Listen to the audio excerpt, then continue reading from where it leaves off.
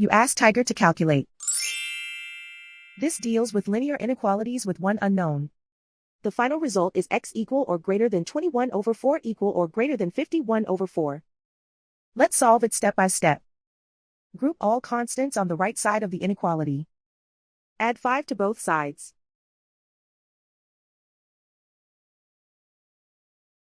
Simplify the arithmetic.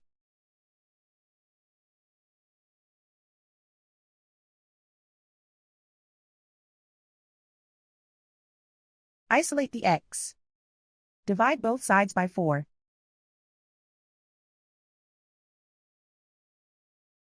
Simplify the fraction.